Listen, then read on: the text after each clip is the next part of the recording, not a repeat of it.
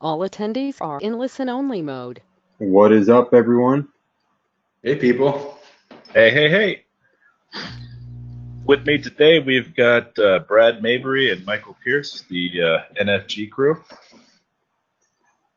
And then also today we have a guest, JP, Jordan Pierce, which I'm sure many of you guys know. What's up, everybody? What up? Alrighty, Brad, I'll turn it over to you. All right, how we doing, everyone? See a lot of familiar. Everyone had a good week? New ones. Has it been a profitable week so far? Thus far, Thirsty Thursday. I brought Google like a couple thousand miles up in the air today. That was fun. That you get that extra IP when you take a flight. I do. You broke Google a few weeks ago too, when you were doing naughty stuff. Yeah, that was pretty fun though. Ah, the heart of Europe, Vienna. Oh, you did? Hey, Martin. Dwayne signed a new client last week. That's awesome. Nice. Dwayne. How many locations, or is it a national type global? Brad, you're not sharing your screen yet, just so you know. I'm not. Nice, Dwayne. Good job, brother. Oh, here we go. Can you see it now? I won't announce your niche, but nice. That'll be very interesting. That'll be a fun campaign. Oh, that one closed. Nice job, Dwayne. Good job, man. Anybody else have something cool happen this week? New clients, new theories, ideas, New opportunities. new ranks. New client. New Nice, Shannon. Good job. Sounds like people are busy out there. They're working. It is the new year. Hey, Ed, welcome. If you're just starting out with us, we're glad you're here. SerpSpace is a good place to be. Good community and good stuff to Yes. make life easier for Brad and I and Jordan and Roman. I like pressing buttons and buying things and making things rank. Some pretty badass training coming out. I don't know how much Roman wants it talked about, but some PhD training, all that kind of good stuff. So tonight, though, we've still got people piling in, but tonight, I think Roman said in the emails, we've had a bunch of questions about SERP X. People understand it, but then think there's more, and they want to see exactly how everyone uses it. Mike and I have been using like a rudimentary version of SERP X for a while.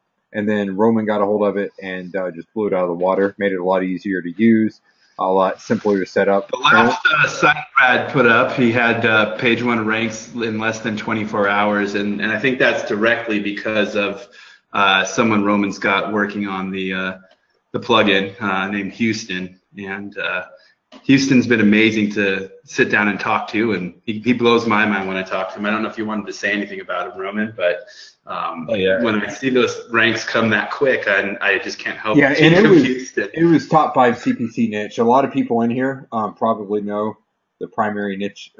Mike Jordan's getting into it. Mike, Jordan, and I are in, and it's not an easy niche. And to achieve, 23-hour rankings, that's pretty good. Registering the site, throwing the WordPress theme on it. That's all I used, and I just loaded up exactly what we're going to show tonight. Loaded that up and then threw it in there. So,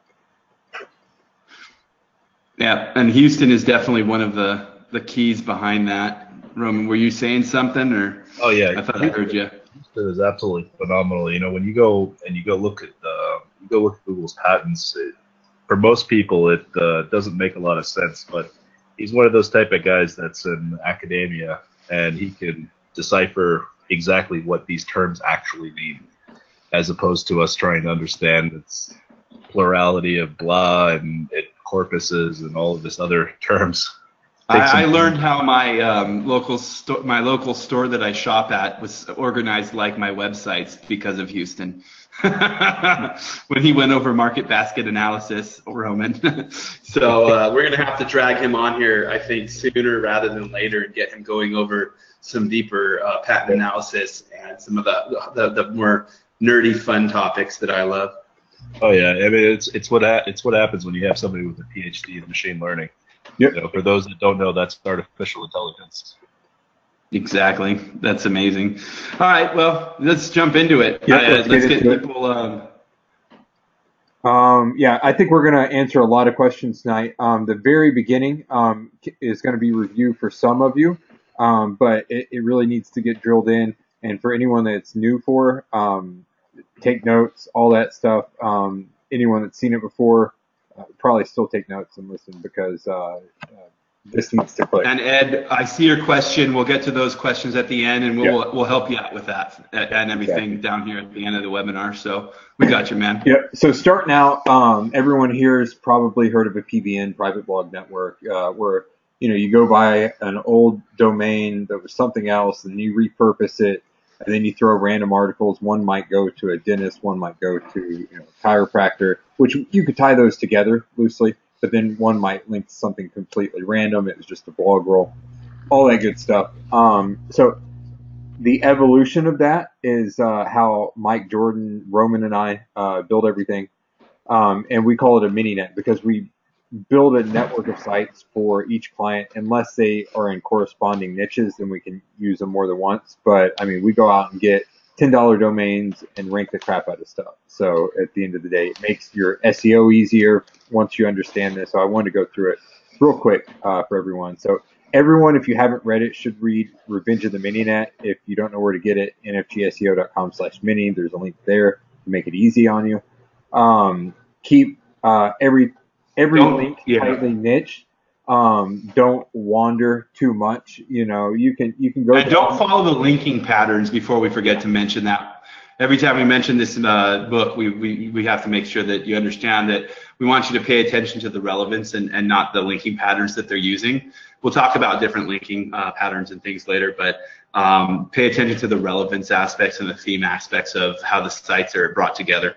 Yeah, because keep in mind it was written in 2008, and don't build any closed link wheels or anything at all. So just read it, understand relevance, and implement. So don't deviate from that. Just stick to that. Keep everything relevant. With the mini nets, the way we do them, the way we'll show you tonight, you can tier niche relevant stuff 3 tiers back very quickly and easily.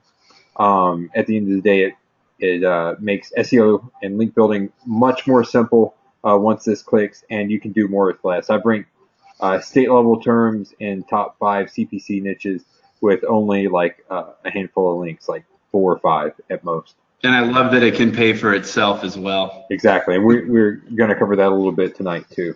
So, key to building a mini net, building links is, in my opinion, if you keep this in mind, then it'll make it so much easier and so much more effective. Treat every site like a money site in 2 different ways. One, you want to rank it because then that brings traffic and all that good stuff. And we know that we'll get to it in the next one, but that's part of Triple T. Traffic trumps all, in my opinion. If you got a site with a ton of traffic and not as many backlinks or not as high as the DA or not as, whatever third-party metric you want to use, I'll take traffic because I know it pushes.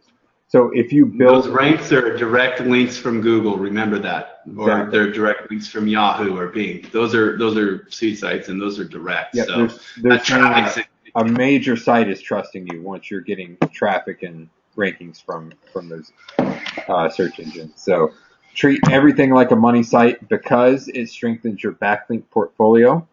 And what's the other reason? Post up in here if you know it. What's the other reason why I want to treat it like a money site? Exactly. We mentioned it. Yep, you can monetize it. So if you've got this traffic, if you've got these rankings, if they look like decent sites, if they're gonna pass the sniff test, you can make money with them. You can throw a PPL offer that's pay per lead, where you get paid per call, or if you have a form fill, you can get paid per form fill if you have that type of offer. Once you start doing this and getting the domains to pay for themselves, then it makes it a lot easier too to keep up the domain when they renew, to keep up the hosting, to keep up everything. It kind of pays for itself at that point, as opposed to being an additional expense. It's an additional asset at that point. So The way I usually do them is I might have 2 or 3 topics on here, and again, we're going to do a complete walkthrough. Once I have that, then I'll just let it crank. It can build out this beast of a site. And speaking of that, I remembered I need to log into that site, so I'm going to have to go dark before we do that. But we'll do that in a second when we get to the walkthrough. But build everything out. I kind of do a kind of a silo, but really when I silo, it's not /doctor / Greensboro. It's doctors in Greensboro. That's how I build out my silos. They're virtual silos. You don't actually virtual. They're virtual. You're grouping. They're keyword. You can call them keyword clusters if you want to. They're highly relevant keywords that are grouped together through internal linking structures. Exactly. So everything, build it like a money site, because that's going to make your if you want to call them PBNs, I call them mini nets. It's going to make those that much stronger because you're going to put more time and effort into it, which it's really not that much time and effort, but it's really going to make everything stronger.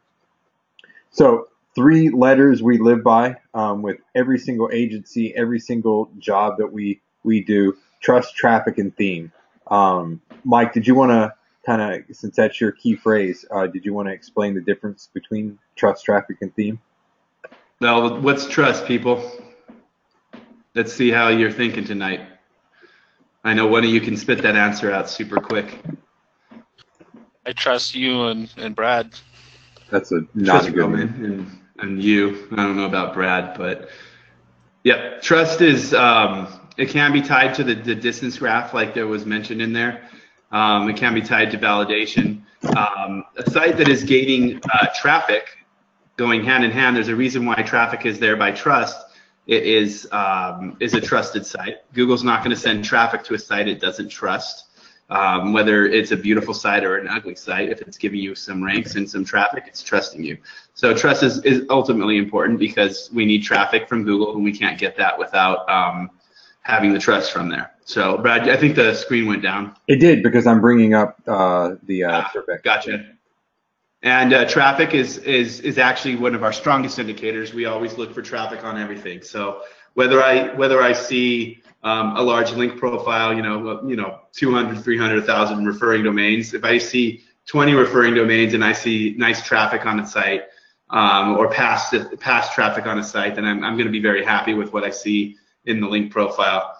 And again, theme is essentially relevance, and relevance is, you can look at it like this. Relevance is the keyword groupings, and the theme of the site is the overall market that the whole site touches, whether that's a geographic site or a niche-based site. So you've got the whole theme, and then you've got the relevant keyword groupings underneath it, or virtual silos.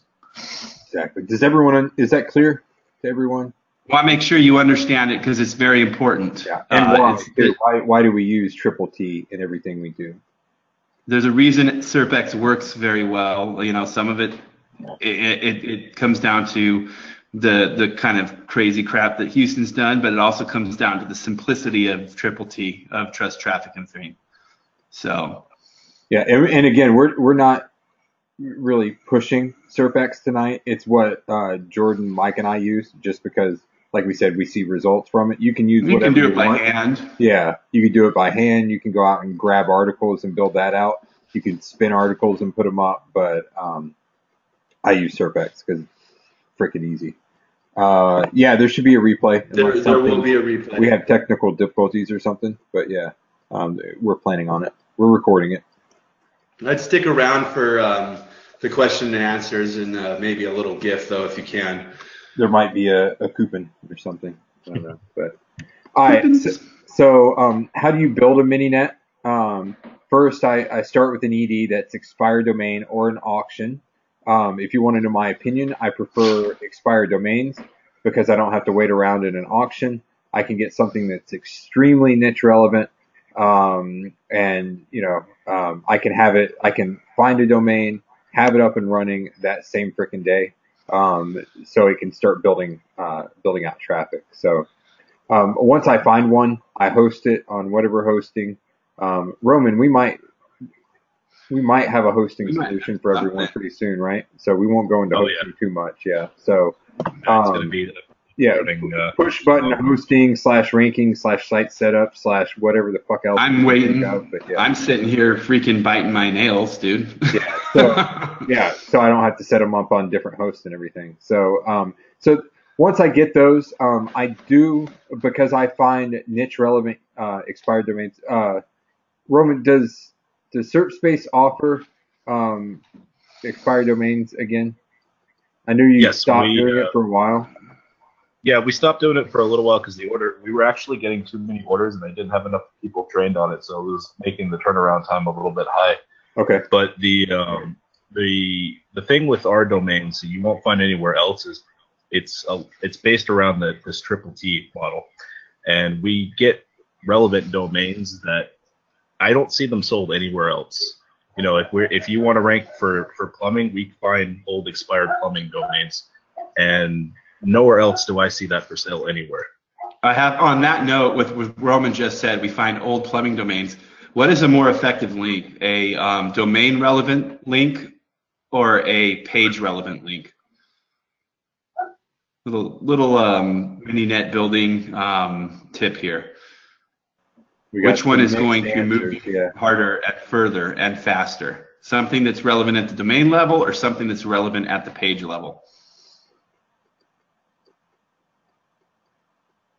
Absolutely, Ira. Domain. Yeah. Yep. It's going to be domain. It's, if you can get, because it's harder to game, right? You know. So the guest post can be thrown up on something, you know, really quick. Theme right there. Yep, exactly. But if you can't get it, then page is still really good. And I know why they're saying page. They want page. You want page relevance too, but typically a domain relevant domain is going to have every page relevant to what you're actually promoting. So you're not wrong if you're saying page, because I know what you mean by that. You want the relevance on the page, of course, but if you have the relevance on that page and then every other page on the website, it's stronger than a website about, say, look at Forbes. You know, you get a page on there that's relevant to your niche, but the whole site's about everything in its mother, right? So that's the difference. Yeah. And when you've got something like, let's say, the word plumber or plumbing existing inside your domain name itself, every page that you add increases more relevancy on that domain. So it could be about a different topic, you know, something related more specific about plumbing, but at the same time, you're getting another page about plumbing, another URL that's existing, and that's your URL string. So every page that you add is just reinforcing it over and over and over. Yep.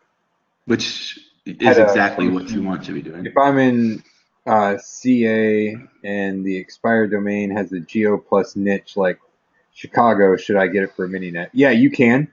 I would probably build it out and try and monetize it for Chicago or Illinois, but then you can still link over because it is still relevant. If it's, you know, an HVAC site, you know, linking a Chicago HVAC site linking to a San Diego HVAC site, that's still extremely relevant. If you're moving to California and you're looking for HVAC services, we recommend so-and-so, you know, so you just get creative how you build your relevance. So absolutely. Yep, exactly. So this is the right URL for the mininet finder, expired domains, right, Roman? /pbn-domain. Yeah, I believe so. Okay, yeah, just in case. I use SerpSpace to find my domains. Yeah, I had a few people ask. Yeah, they're really solid. So, so build for traffic. That means multiple internal pages. Just like we saw up here, you're going to build a bunch of internal pages because it brings in traffic. You can laser target the on page, all that good stuff. So you don't want to have like just a few posts from your blog roll and that's it, right? You want to have a ton of them because it brings in more traffic, makes your site stronger as a whole. So I build it out with SERP X for internal content. I let it simmer. That's Jordan's favorite term, simmer. So I let it simmer, meaning I build it and just forget about it for a week or two. Come back and check it out. Does it have rankings? If it has rankings, it probably has traffic. Then it's good enough to use for linking, you know, at that point. if it's not ranking, maybe something's wrong with the domain, or maybe, your keyword sets aren't exactly right. So I would get that right first before linking most of the time, especially if you're going direct to your money site. SERP X does have a feature for auto linking, but I use that if I've got a Web 2.0. That's for guest posts or 2.0s, Yeah, some higher authority stuff. I'll throw those in, and SERP X will build out the links to those pages automatically as it builds a page. That you don't have to go back and manually do. But if I'm sending it to my money site or a very important link that I want to push, then I'll go in and add it manually. So, Roman, there's a quick question. Are you taking D8 trust flow into account on the EDs, or are you sticking with triple T? Because I'm going to answer that. Go ahead. Yeah. So hopefully my connection doesn't mess up again, but it's really strictly triple T, and there's a few reasons why. Exactly. It's very difficult and this is the shortcoming of Moz. This is the shortcoming of Majestic, shortcoming of all of these different link aggregator programs that are out there. They can't factor in relevancy. There's nothing in there with those scores that factors relevancy. They can't. Relevancy cannot be measured with a metric. It's a word. So it's very deep, actually, and that's something we should get Houston on for. Yeah, it's a complex. It really comes down to a very complex conversation with that. But essentially, we're looking at the referring domains, and we're gauging it based on the backlinks first and foremost. Exactly. It's all about what someone's saying about what somebody's saying about you, right? It's not just one level deep. So it is about the distance graph and the graph that's there when it comes to these expired domains. And that's why I said I use SerpSpace, because I don't have time, Brad doesn't have time, Jordan doesn't have time to go out and do the type of research that is required to grab a domain that will pull ranks in less than 24 hours with the right technology behind it, right? Yeah. So I really do recommend, if you're doing this yourself, that you really focus on traffic and relevance. If you're going to focus on something, focus on those two, Yep. Yeah, and we had a question, do you set them up with SSL? I typically don't, because most of the time they weren't set up with SSL before.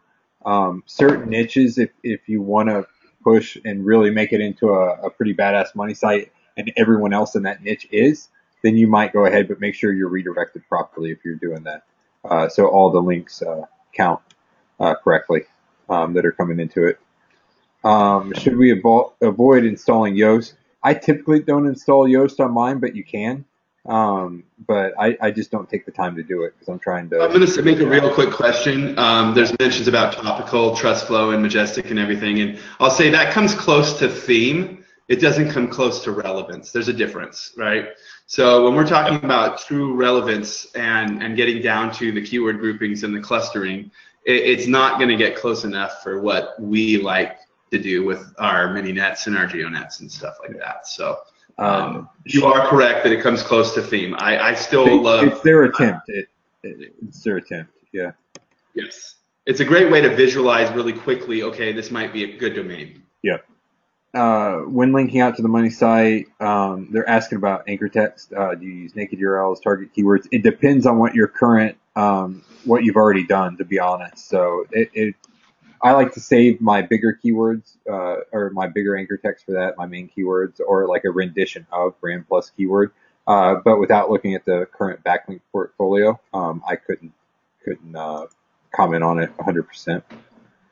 If I'm starting a campaign, and we should probably wait till the end to answer the questions. Maybe we should just get through the presentation that's fine. for those that have to jump, and then we'll come back through the questions, because we can go on about all these topics. For sure. So how to link this is when you're boosting your guest posts or Web 2.0s. You can throw that directly into SERP X if you're building it with SERP X, and then it links out here. Now, when we let it simmer is when we're going from the mininet direct to the money site. So just keep that in mind, that if you just want to use SERP X or the mininets to boost your tier 1, where if you're running an agency and you want to have links that you can actually show clients that you don't have possession of course you own the mininets, and send them a link, a spreadsheet of those.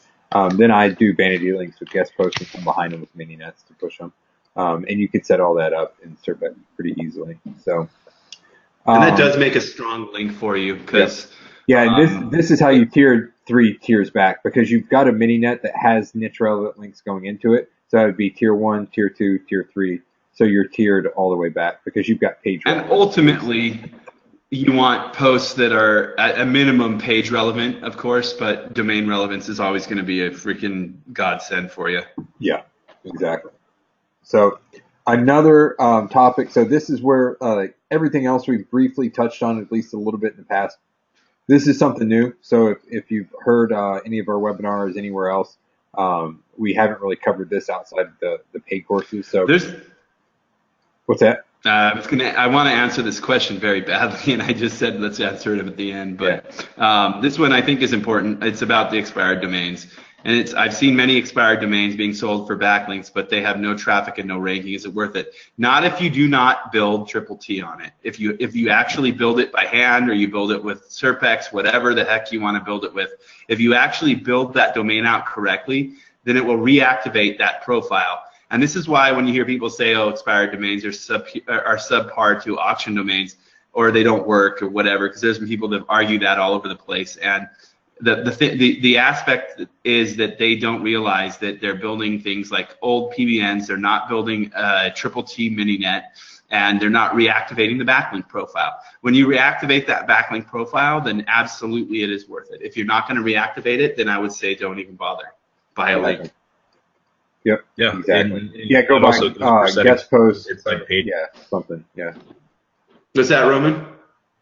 I said that also goes for, recreating some of those old inside pages and things like that. You know, if you see the backlink profile that there's a lot of pages on an inside page, or a lot of links, on an inside page, you need to rebuild that back out. And link from that page. Yeah, exactly. Yeah, someone actually asked that, but Mike told me not to answer any questions. But since Roman mentioned it, when I say rebuild it from the way back, I mean I go to archive.org, I throw the domain in there. If you can see what was on it before, and it should be niche relevant if you're grabbing niche relevant links, then you can rebuild those pages. So I just copy and paste it into whatever theme I'm using. And you can use a free theme, premium theme. The theme really doesn't matter that much, especially with these. I try and make it look halfway decent, but that's because I'm kind of OCD about those, but you really don't have to. I've seen some of Jordan's, and he leaves the sample page in the sample menu, page, actually. dude. So it helps Hello. Yeah, he's I'm getting looking mad for rankings with sample page. Yep. I get the whole first page for sample page, man. Exactly. Yeah, he cleared it. So because he's the only one that leaves it in the menu apparently. So the mini-net variations, I thought this is pretty cool to cover. So we've got geo mini-nets, we've got niche mini-nets, and we've got niche plus geo. So geo is when you and you'll see all this. I've laid it out. I've got it in a spreadsheet that we can go through it in depth in a second. But geo is when you grab, like Greensboro weather, and you go after a bunch of those terms because you've got a client in Greensboro and you want a just geographical relevant site. So you can use SERP X or whatever to build these out. Just throw the keywords in there, let it run. It'll grab content. It'll rank because no one else is freaking going for that kind of crap, and it's going to get traffic. So if we have time, we might cover some monetization on those. I know we get a lot of questions about that in the GMB course, but yeah, just if we have time. Niche mini nets are, say, I want to rank for Joe's Plumbing in Greensboro. But I want to build a national site, or I want to build out every single city or every single long tail term about plumbing. So how to install pipes, or how to, I'm not a plumber, obviously. I have to call John's Plumbing. But it's going to be a bunch of niche relevant pages on there, not necessarily with geo in there. So not it's going to focus on the niche itself. Yeah, exactly. Yep. You go after subterms. How do you clog a DIY drain clearing or something like that? Yeah, you want to win a lot of long tails just in that niche, and use those pages to link up into, say you've got your geo for Chicago, and then you've got your niche site for plumbing Yep. So you're going to get your geo-relevant backlink there from the GeoNet, and then you're going to go ahead and grab the niche relevance on your backlink profile from the plumbing site, right? And so another cool thing about geo and niche is, say you have a big geo network built out. Now this is something we really haven't covered before, so listen up if you can. If you have a geo net, so say I've got a web design firm, I've got an SEO firm in Greensboro, right? So I've got a bunch of clients in Greensboro because that's the only place I advertise. How many times do you think I could use this GeoNet? You know, you could do a page about, say I get a plumber in Greensboro. I could do a page about plumbers in Greensboro. This is the best freaking plumber in Greensboro. I could rank that page. That in turn ranks my client. And then say I get a, let's see, what can we get? A roofer. Yeah, okay, roofer. Yeah, I'm trying not to give out anyone's niches, but all my niches come to mind. That's a very common niche. Yeah, so roofing. So say I get a roofer then, so I can slap another page on there. I can, best roofers in Greensboro. I can do a review of his business. I can link over. It looks legit. So you can use these multiple times. Same thing with niche. A lot of people just focus on HVAC or just focus on plumbers or just focus on roofers. So you build out this huge, we've got in a few different niches, we've got some huge niche nets out there where we target a bunch of different terms. They really look like money sites because we actually get articles for them. Then we have SERP X running in the background. But say you've got multiple HVAC clients, you can create a profile on that site and you can link out. And then niche plus geo, it kind of pigeonholes you a little more, but you can't get any more relevant than that. That's when. Hey Jordan, what did it GeoNet wise? How many did you need for your network and your location for the clientele and your own personal sites? What did you put together there?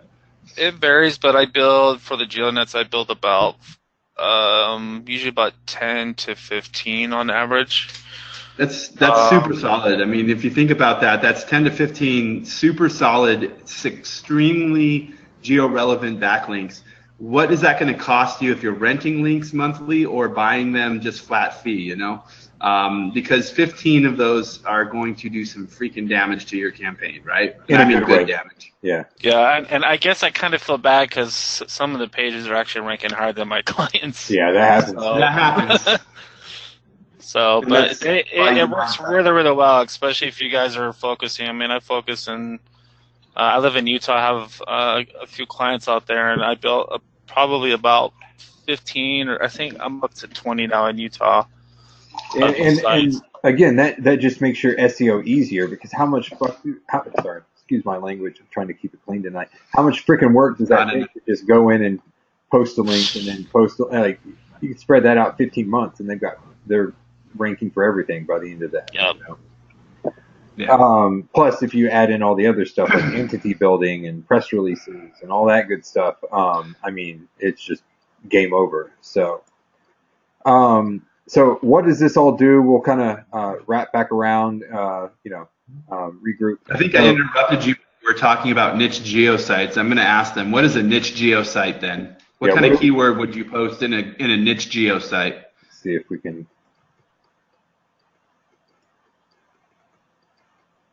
Exactly. Anybody? Plumber, Chicago, Boston plumber. There you go. Exactly. And then you can do, I'll show you an example again. I'll show you examples of all of these and how you build out the keyword sets. But, you just grab every city in North Carolina and you freaking build out plumber plus this or best plumber in Greensboro, North Carolina, whatever you want to do. So, yes, Alvin.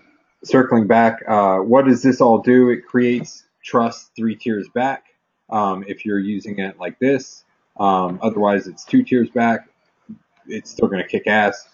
It really, really tightens up the theme. It helps with indexation.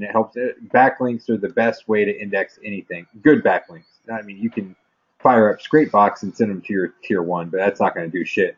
But good backlinks will help index everything. And this will provide, once you get this down, you've got a proven system that you can start implementing that works. You can start doing it ASAP. So, see what we got here. I think, we'll go over this slide and then I'll hop into the other stuff. So here, again, with SERP X, please do not overcomplicate it.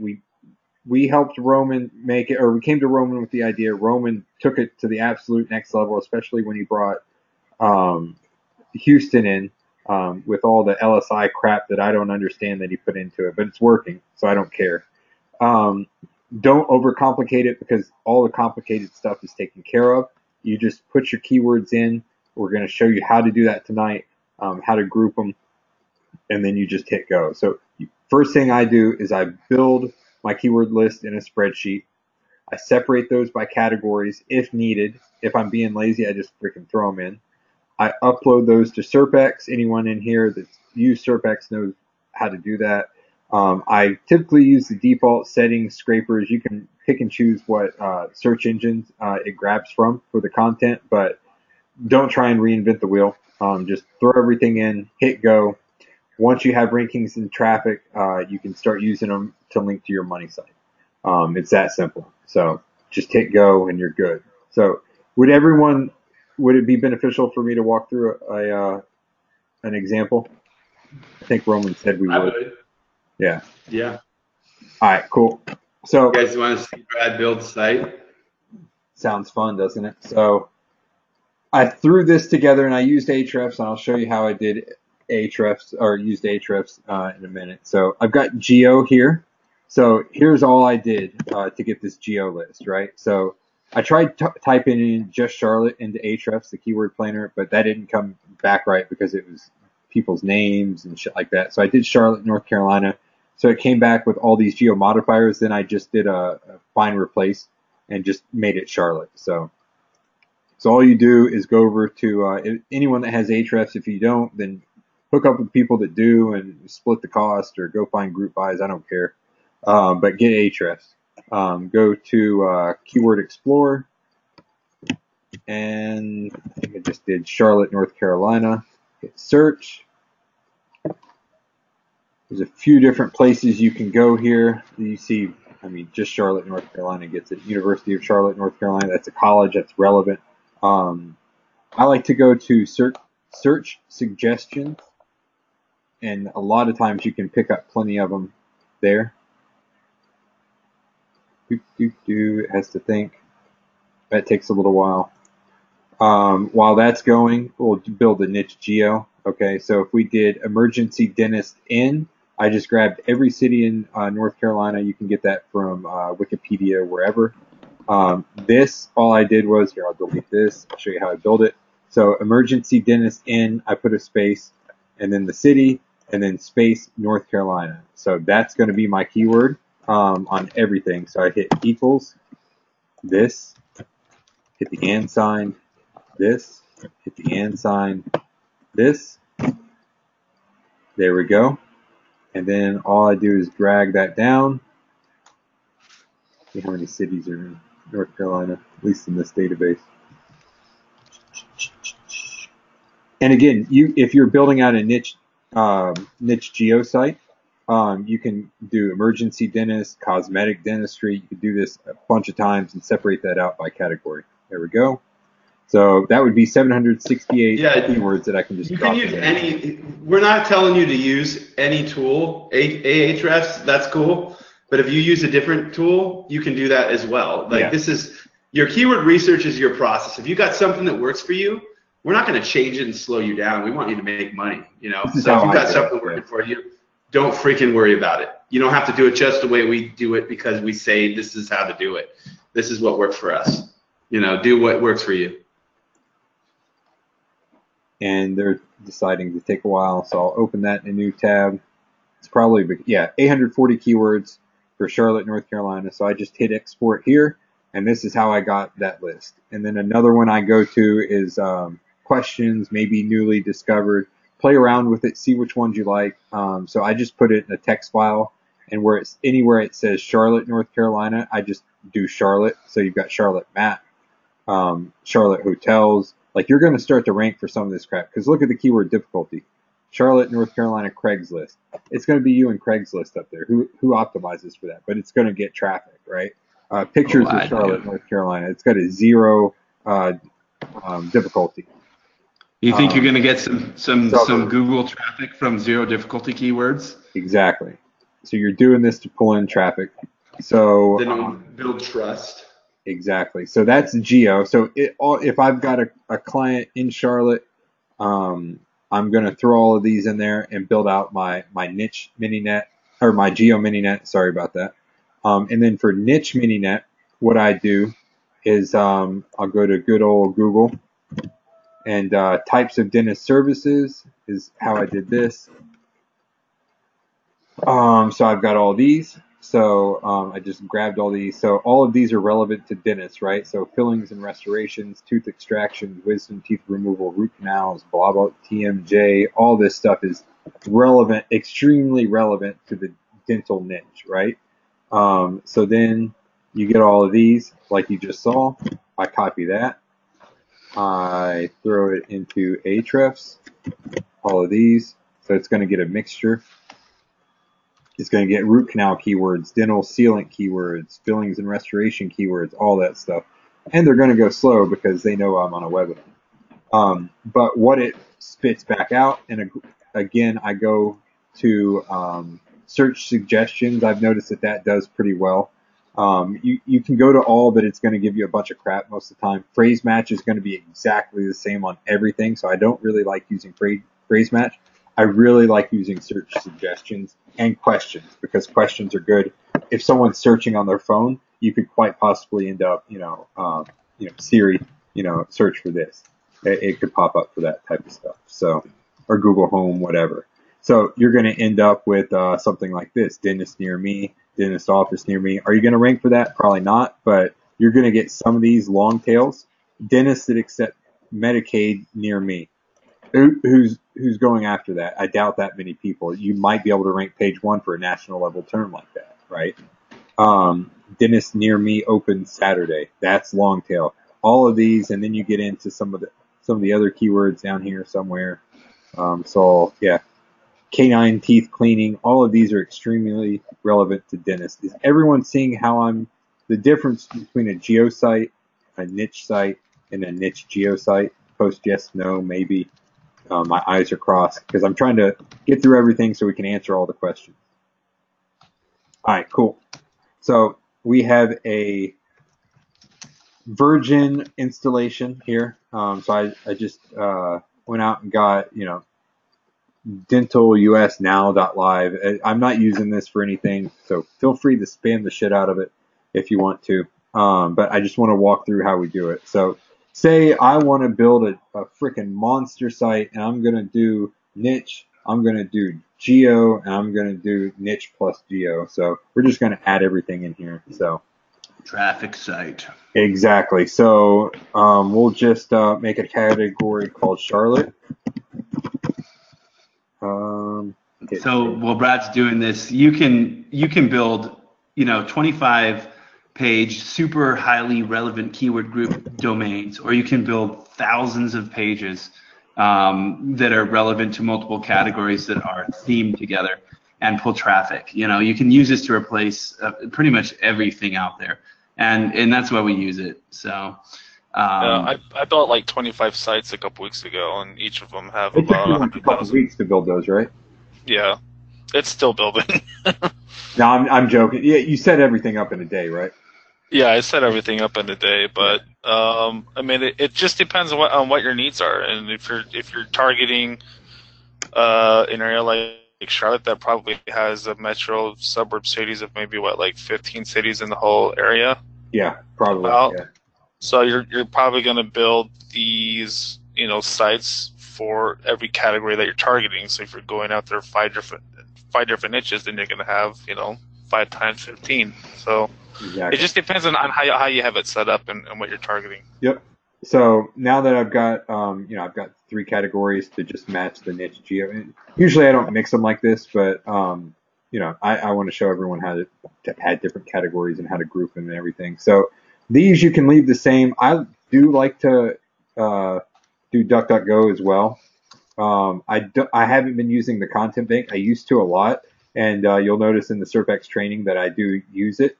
But it's getting content and building content better than I can, so I just let it do its thing now. So save changes, keyword config, I'm just going to go to add keywords, one keyword per line. So we'll go to Charlotte, and this is why I set everything up in a spreadsheet, right? So we're going to grab all of these Charlotte-related terms so we can rank the hell out of our Charlotte dentist. Damn, how many terms is it? If you just copy paste the column and plug it in, it should pull everything in. I'll try that. So Charlotte, make sure you put it in the right category. Yeah, that puts. I think we should put some Excel lessons in SerpSpace. There you go. We actually have some Excel lessons coming out. So add keywords, and then we're going to go to add keywords up here again. We'll go to dental. Grab this. So go to the niche, copy it, paste it, add keywords, and then one more time. I just named it NC. I don't know what else to name it. I mean, the categories aren't a huge deal. I'd like to leave them like somewhat relevant, but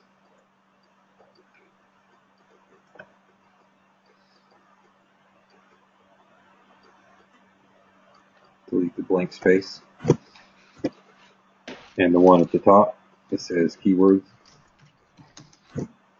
So we're good there. Add keywords. Done.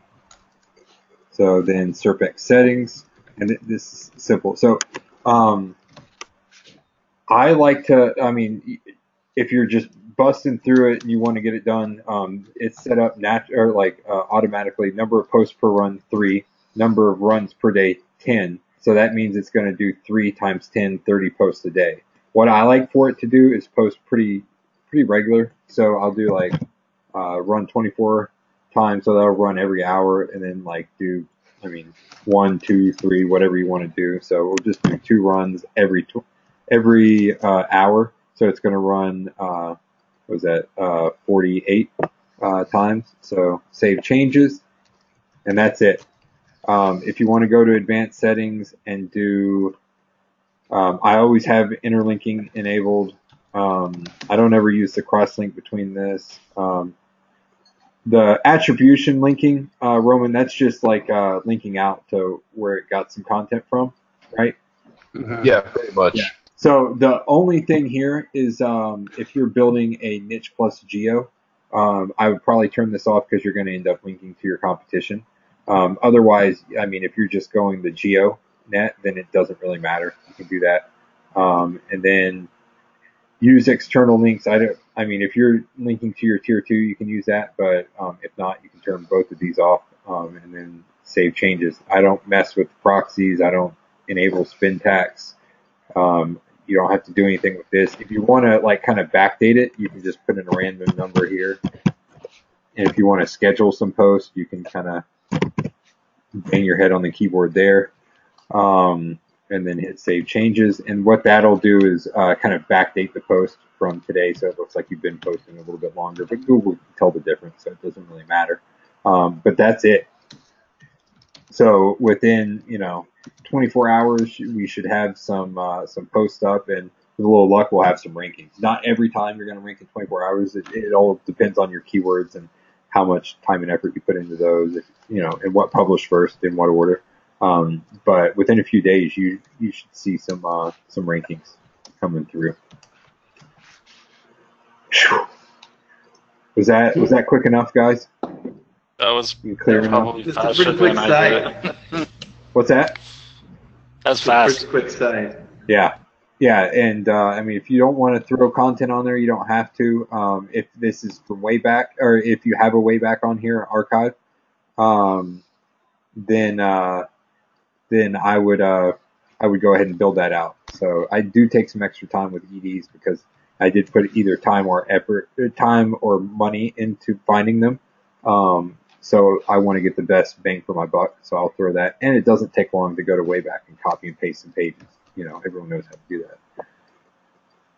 Yeah, we've got an example site coming up in a second. So yeah, that's actually next, I think. So Jordan allowed us to use this one, the TW Pest Control. Was this expired? It was. It's not live right now, but most of the pages are still indexed. Oh, it's not up. It's not up, but all the pages most of the pages are still up. All right, cool. Or they were. Or they were.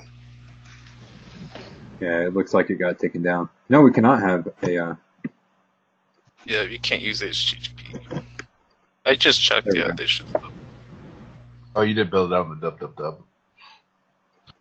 Yeah. Let's see what we got here. This one was one that ranked like what within a few days or something. Yep. Just do it without the There's a sample page. Yeah, there's your sample page. I wish we could show everyone how great this looked. I'm trying to find. It was very ugly. No, this is the one I had the overlay on it. Oh, did you? Okay. Yeah. Just try this one. See if it's ranking for anything. Termite. Brad's a termite.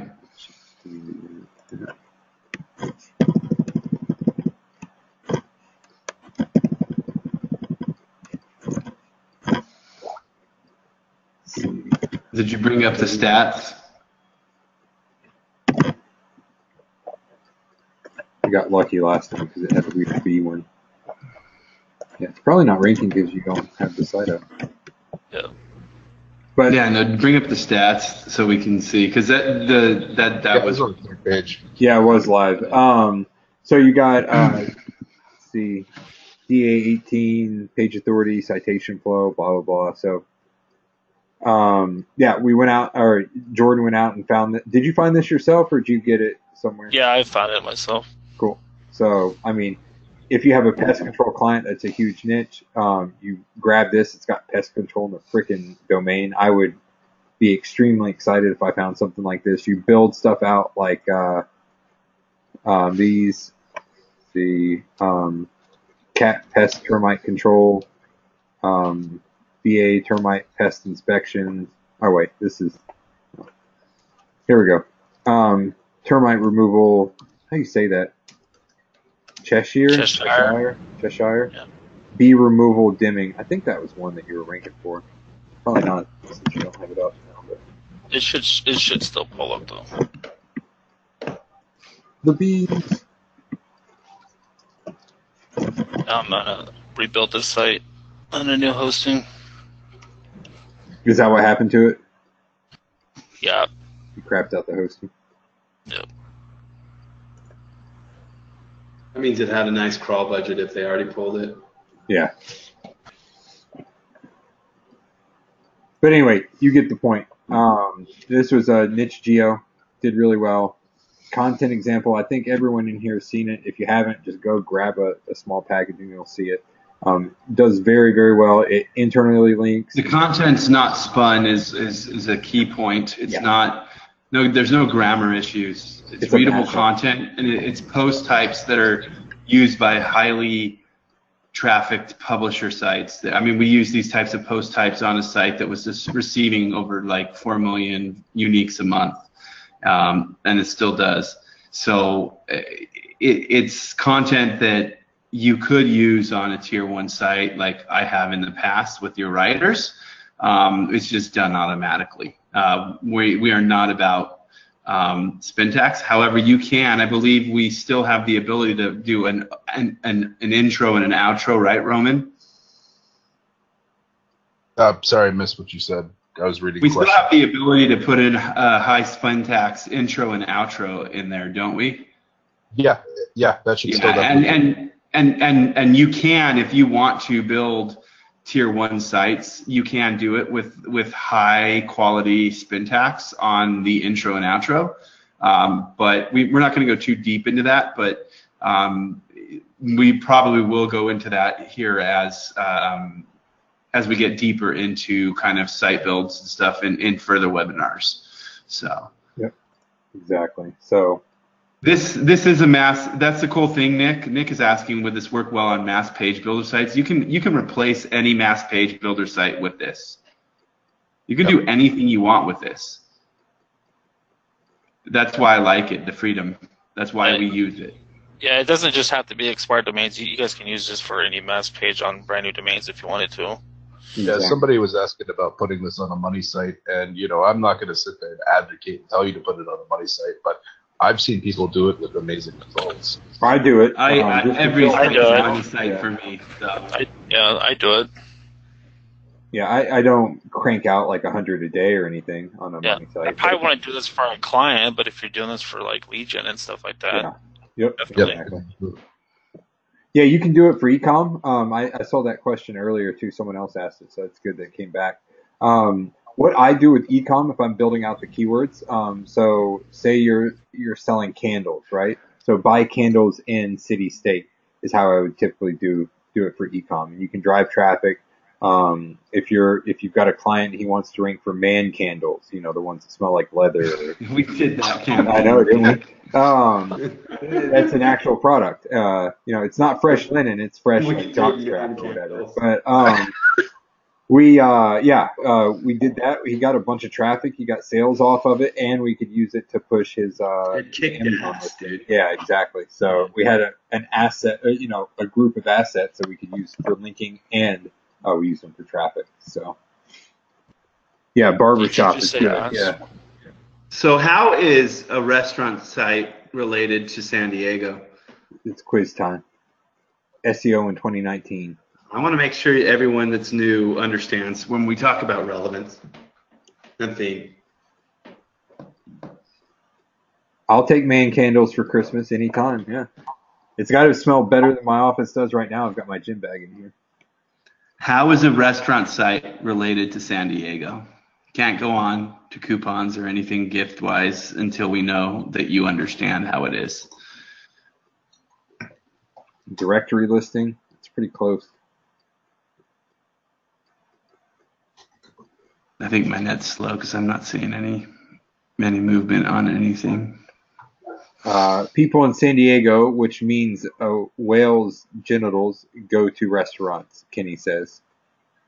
That could be right. People in San Diego probably do go to restaurants. Best restaurants in San Diego. There they all came through. Exactly.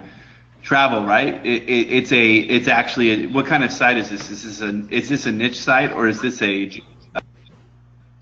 it probably could be two different types of sites. It depends on the client. Yeah. If your client's not in the restaurant business and it's just a page on there, then it's probably a geo.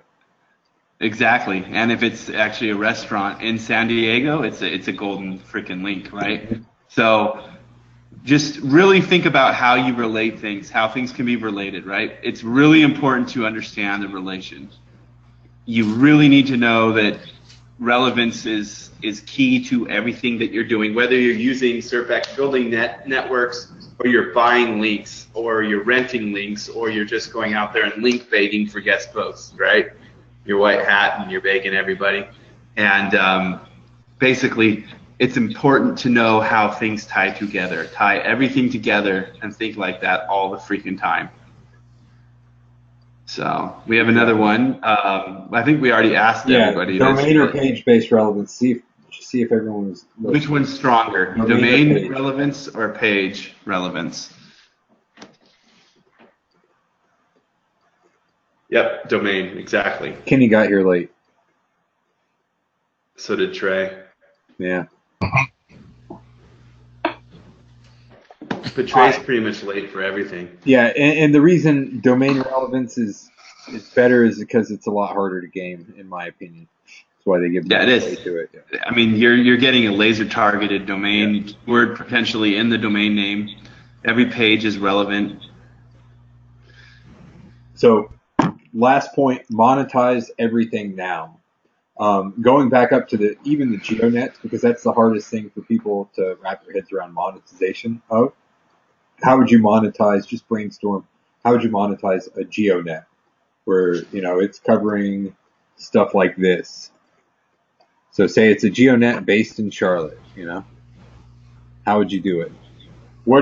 People looking for these type of terms: Charlotte Theater, Charlotte Escape Room. That's probably actually a pretty good keyword. What are they looking for? Amazon affiliate. And where are they going to be? Someone's not sure. Geo, CPA, sell ad space. You could do that. Deals on local stuff. Links. That's what I would do. I would probably find some type of coupon affiliate for Charlotte and slap that bad boy on there, either in the sidebar. Yeah, there's going to be a lot of travel research, any type of discounts. Like if you've got a Los Angeles site, then Disneyland is right nearby. So is Knott's Berry Farm. So any type of sites that are ticket affiliates or anything like that, that would be essential to have on there and start promoting. You really want to, again, monetize everything and really get creative on how you monetize that. You don't want one stream. You can have more than one revenue stream on every site. You can start selling freaking, if you're getting enough traffic, you can sell the damn freaking views. And go freaking RPM based. Exactly. So yeah, I mean, if you really want to go a step further, you could use it for list building. Sign up here to get the best deals in Charlotte or whatever. Get them on a messenger bot and just send them random crap. Who cares? Probably don't send them random crap. Just send them stuff that you think they'll like.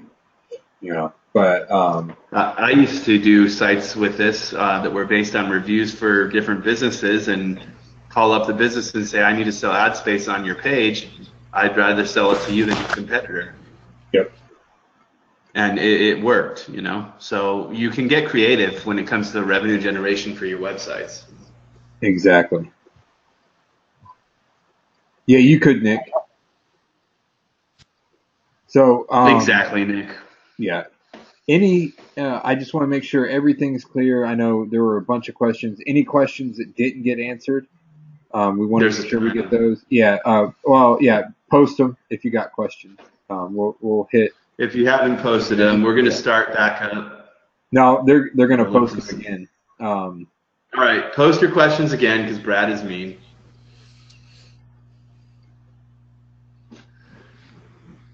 Tips for categories.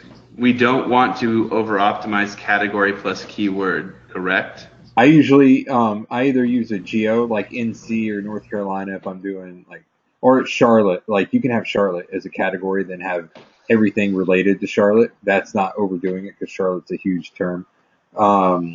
If you're doing plumbers, I would probably do plumbing or something like that. Or you can do a sub if you're doing all the subcategories of plumbing, then it doesn't really matter. But just right. And even if you over optimize, I mean, you're going after long tail stuff. Most of the time. If you want to get nerdy and you want to get as safe as possible, you're going to be looking at what's going on in your market and doing the correlation research before you do this anyway. So generally speaking, you're going to make sure that you are using related terms that are not over optimizing your URL structure or your title structure. It's a good question. If I get a Wayback Rebuild, it'd be HTML, not WordPress. How do you combine the two? I don't buy the Wayback Rebuild. I just go to Wayback and copy and paste the content to a new WordPress page. Yeah. That's all I do. And you take all the ones that have links to the URL home structure. page. Yeah, exactly.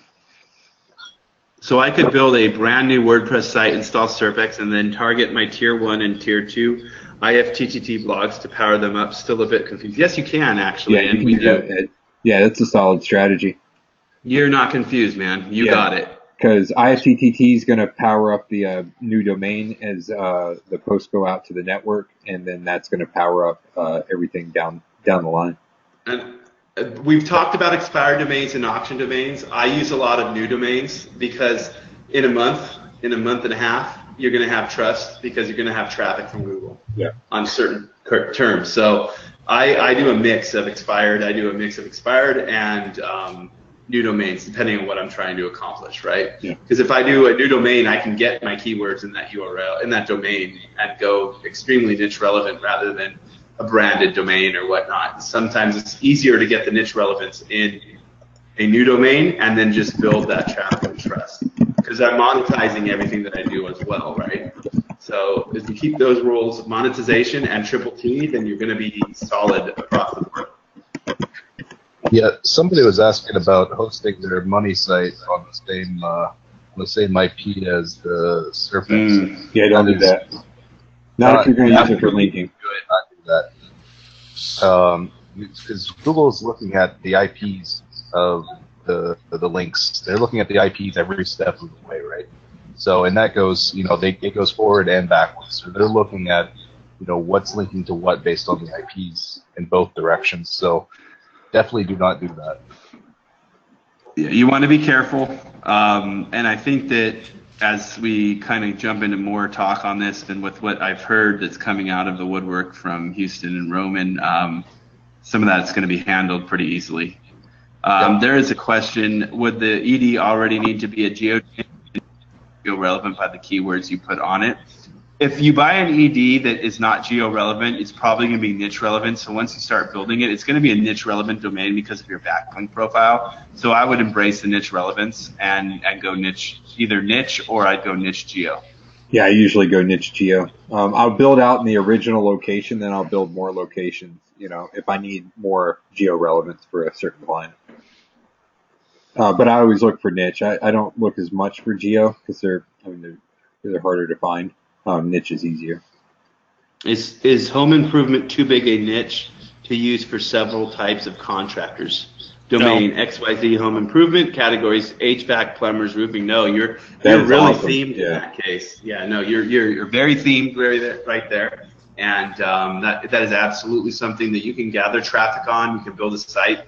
Man, there's sites out there that are built this way that are 6-7 years old that Google considers authorities that are making more money than you would actually believe on a daily basis. So we want to talk about that. So you can go broad, yes. Yeah. Do you block backlink tools from your SERP X site so competitors don't see your links? No, because I make them look halfway decent at least, so I don't care. Yeah, they are not bad links. I mean, it really comes down to what market you're in. If I was still doing pharma, I'd probably block it. I'd probably cloak some stuff.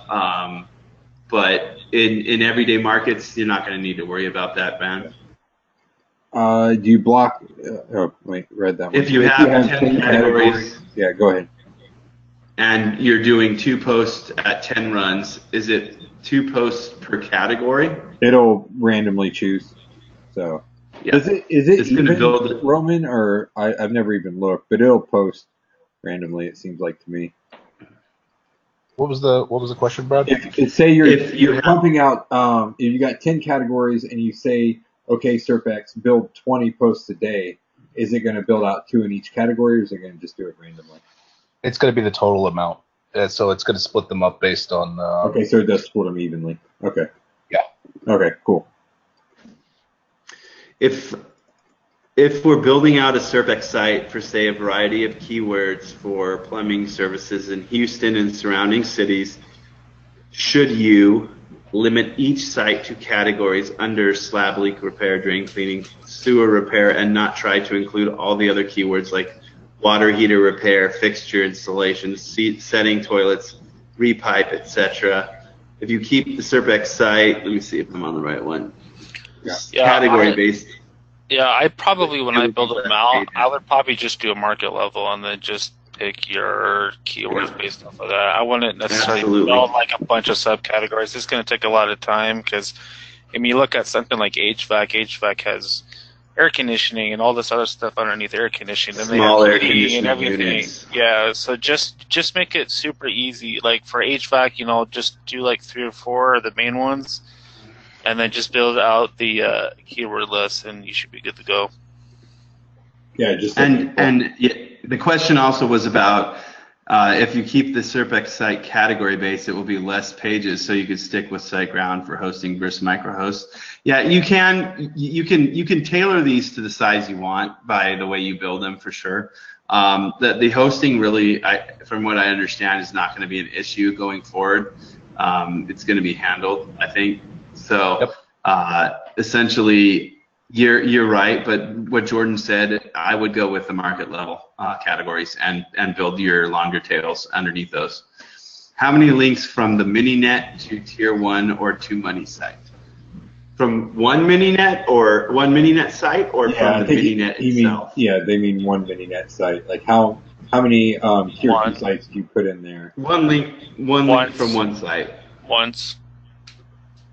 There's issues with double linking at this point. No, but and that's happened. But say you have a Weebly, a WordPress, Joomla, all pointing to your money site. Can you put 3 of those? 3 to 5. Yeah. Okay. I think that's what the question was. Yeah. What kind of server? Yeah. Go ahead. What kind of server do you need for SERP X sites? Depends on how hard you're running it, but. Yeah. Exactly. I mean, right now, Microsoft can work and Easy Blog Network can work, but not everything you get hosted on will actually work because everyone configures their servers differently. Yeah, you got to change up the PHP on some of them. Again, Roman might not be coming out with a hosting solution for it that is a click button for everything. But yeah, don't want to get how many IPs are there off of one server as well? You know what I mean? So you've got to do some very clever things in order to get more out of it. Absolutely. I think we already answered this, but do they have to be on different IP hosting than the money site? Do they have to be on a different IP hosting? That was already answered. Yep. Do you use IFTTT for each of these mininet sites? No, not each of them. You when can, we decide to. If you want to, yeah. When there's a reason to. If it's a client build and they're paying for it, then hell yes, we're going to do it. If it's a market where we think we need that kind of promotion for the sites, then we're going to do it. No plugins at all. Best way to track metrics. Do you use anything like Cloudflare or Google stuff for tracking?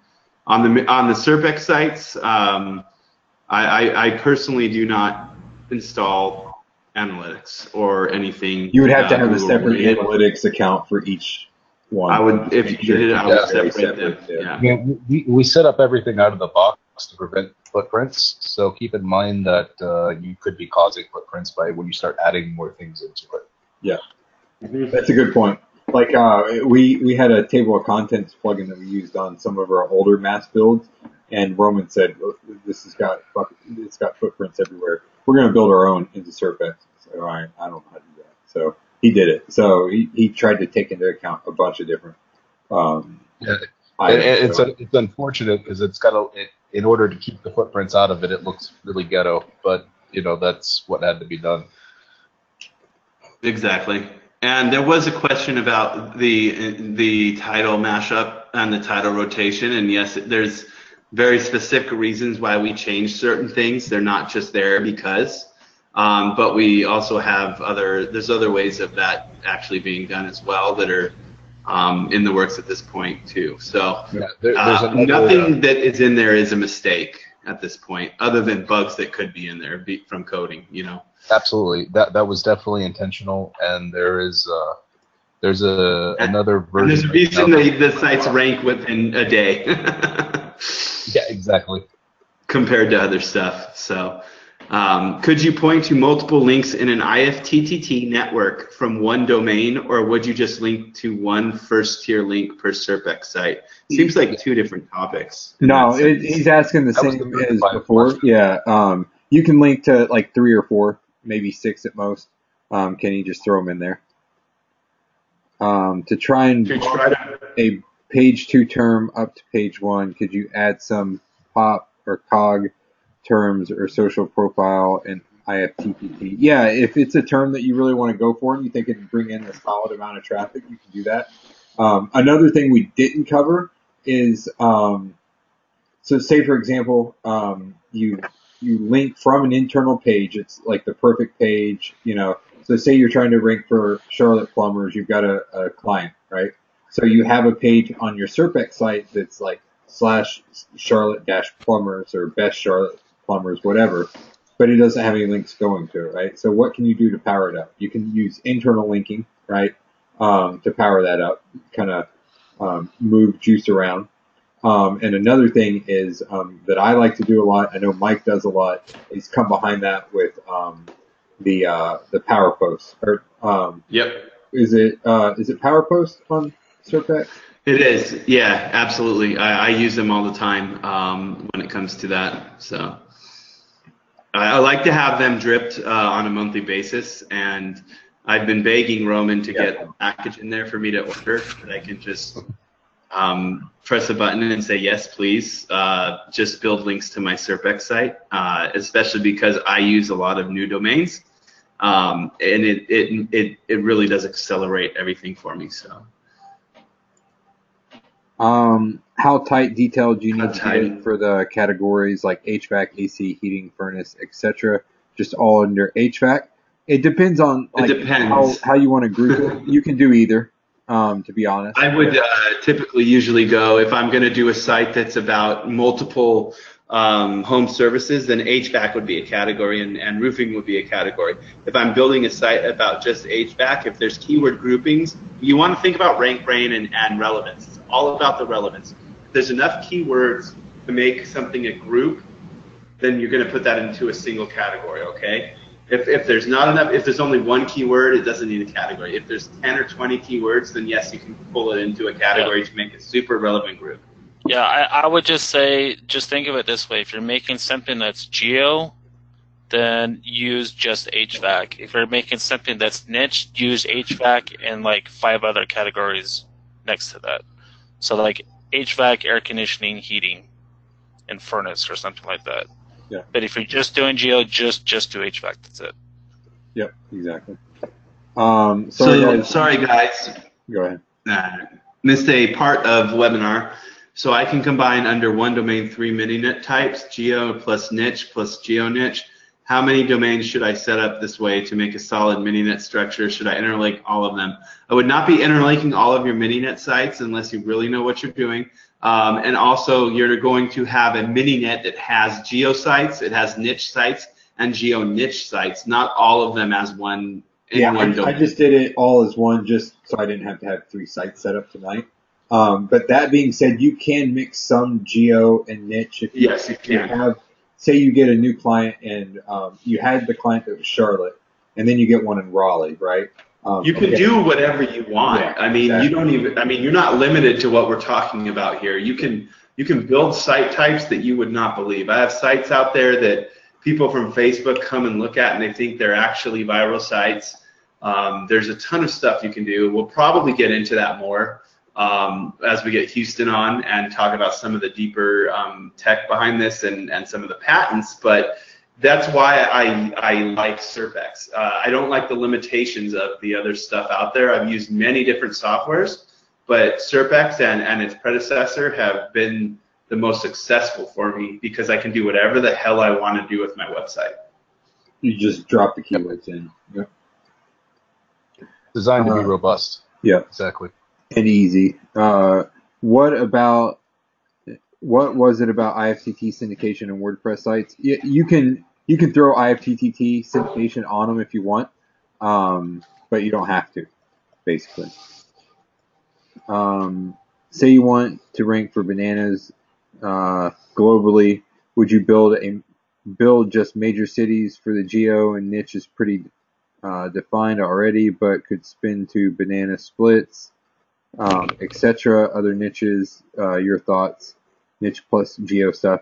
I would do like I still like the smaller, going after the smaller cities with this, especially if it's just dropping in a keyword, because you're going to pop those a lot quicker, where the larger cities are going to take time to kind of push up. So I would kind of do a hybrid on that. I don't like just going after like Chicago, New York, LA, because those are always going to be covered. I like going after the smaller cities. Pick up a bunch of them. And then, of course, you can always throw market terms in there as well. I want to link to a lot of my clients' social sites. Would it be better to throw them into external linking part or put them in a sidebar? I would do the external linking part more than likely. That way it's random on internal pages and not on every page. Absolutely. You want the contextual. Yeah. Yeah, definitely. Well, not multiple ones together. You can get away with one external link that way, but not multiple. Yeah. Yeah, you don't want to overdo it. So yeah, use the external linking or just manually link them in the best places. Yeah. We typically manually link. Do you use privacy on these mini-net domain? I always use privacy for everything that I get. Do you link to maps to push the 3-pack? Yeah, you could link to whatever you want to push for SEO purposes. You absolutely. We might need to actually talk about that at some point on how to use them for map pushes and stuff. But that could be a whole webinar in and of itself. Yeah. You absolutely can, man. Go ahead. I was going to mention on the privacy on the mini nets, absolutely you can use the privacy. Everything works perfectly fine with it. There are benefits to not having to use that. Yes, I agree. And it certainly would increase things, but keep in mind that you're going to have a lot more stuff to manage with that. And you're going to have to really... And I do a lot of profile stuff, Daddy. Because of the buying profiles. However, like Roman said, there's a lot more to watch out for, pay attention to. So privacy is kind of a default. But as in everything with SEO, you don't want to break thresholds. You don't want 100% of the customer's backlinks or the client's backlinks to be private hosted, private registration. You want a mix of it. So, but the nice thing is most of the time, websites already have backlinks. They already have people pointing at them, and you don't have to worry about that. So it's not a factor usually. Is IP versus same hosting account the same, meaning same server but different IPs? I would just be careful doing them even on the same server. But yeah, you definitely want to switch up the IP. Well, yeah. Yeah, as long as you know what you're doing and you're masking the fact that you're on the same server through the steps you have to take to mask that, then you'll be all right. But if you don't know what you're doing, then get them off the same server. Does SerpSpace suggest / advise any pages that should be built from way back when you buy niche domains? No, just look at them in way back and build everything you can is what I do. The homepage. And then maybe internal pages that have a lot of backlinks. Yeah. Or that are relevant too. If they're relevant, it's going to add relevance to your site. So yeah, you could just pop it into Ahrefs and view the pages. Most popular pages by link. I think they're most popular pages. Yeah, something like that. Yeah. And they'll all be there. Exactly. The percentage of links that go out to the money site versus tier 1 or lower links, how does that work? You can do anything you want. You have full control over the sites. So you can build any percentages, if you have theories or have tested percentages of this or that, you can do it all with SERP X because you have full control. Yeah. Someone asked, what's an ED? It's an expired domain. So a domain that was live that someone just let go. I thought that's why my wife was complaining about me. No, she was complaining about your domains. Oh, okay, good. In terms of mini-net linking, that was from the question before. How long does it take to find an ED for us in SerpSpace? Thanks for how do you set up a site for a national term, all niche and no geo? Okay, that's a different question. I thought they were the same. Sorry. So how long does it take to find an ED in SerpSpace? Turnaround time, yeah. Depends on the queue of orders that we have. So if it's the queue small, a couple days max. I mean, it also depends on how many domains you ask for too, right? So if we get an order for 50 or 100 domains, it's going to take a little bit longer to fill that. But yeah, it can be anywhere from a few days. If you ask for 100 plus, it might take you, let's say, 15 to 30 days to deliver that. It's worth it though, guys. I'm telling you, the domains that come back from the team at SerpSpace are freaking phenomenal. When I said domain relevance is what you want, that's how you get it. That's why Brad said it's the hardest to game. It really is. I mean, when you're going to build a network that is a domain relevant network, it's going to do amazing things for your SEO and your lead gen, but you got to make sure that you're getting someone like SerpSpace to do it, and it's going to take a little bit of time because there's a lot of research that goes into a quality domain. And like I said, I've never seen a service that offers that. And I've checked Fiverr. I've been through all these specific gigs. I bought a bunch on Conquer back in the day. And they Yeah, this type of thing, they call it niche relevant, but what they mean is like the broad theme. They can't find. Yeah, they're talking market, top level market. I would buy essentially. Rehab back in the day, and someone would send me a gambling site. I'm like, I could kind of see where you're going with that, but it's not a gambling addiction site. So, no, try again. So how do you set up a site for a national term, all niche and no geo? Well, it kind of depends, right? If you set up a geo site that's covering national size levels, it could be potentially relevant there. But in a lot of cases with national sites, I'm going to be using a lot of niche. Yeah, niche, and if you're able to do niche plus geo to pull in some traffic there, then you can do that too. Geo's, like Brad said, geo's nice because you actually get traffic in somewhat easier, which builds trust faster and makes a stronger site in the long run. What are too many posts per day on a brand new WordPress site? And you're talking a fresh domain. I like to do 1 to 5 posts.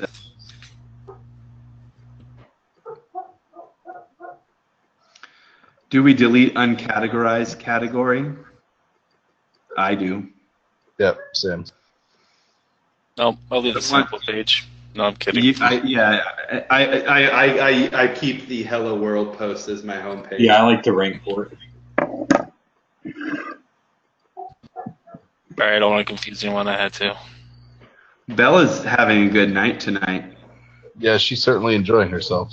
She's partying back there, brother. I love that dog. Where can I find the initial training videos for SERP X? Thanks.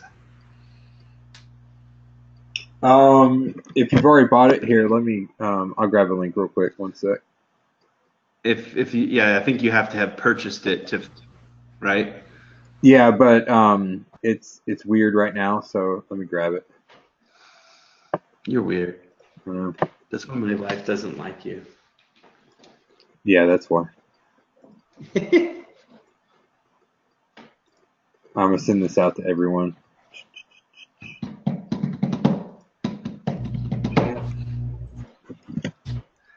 Send to all. All right, there's a link for the training and everything if you guys want it. Even if you haven't bought it, you can look at it. But I mean, this is enough training, to be honest. We just walked through everything. So 1 link per mininet site, got it. Do you ever point the mininets to keyword or entity stacks? Yes. Point them where you need to build relevance. Because remember, what is talking about you is just as important as the first tier. Yep. Are SERP X sites getting solid engagement and monetization if you go out of the box without an overlay? Yes, they are actually. Yeah. You got to get you need to know how you're building, but you can build tier 1 sites. Yes. Any date on when the SaaS might be available? Yeah, Roman. As soon as possible. We're working on it. Well, it needs to be like yesterday. I'm tired of doing this shit by hand. I know Roman doesn't put out like anything that is not solid and tested, so he's not going to the wait's worth it. Yeah, I mean, to me, the weight's worth it. In terms of saying, it's actually done per se, but there's some other stuff that we need to finish bug testing and making sure it's all working, and then I need to make the UI a little bit easier for everybody to use. But basically, the idea behind it is that you can set up a bunch of sites in the time it's going to take you to set up one SERP X site. So you can set up your entire mininet. So it's going to be a lot faster. Can you show how the linking anchor text is done once the site is ranked? That's, what I do is I like to use a lot of brand plus phrase, or branded, or brand plus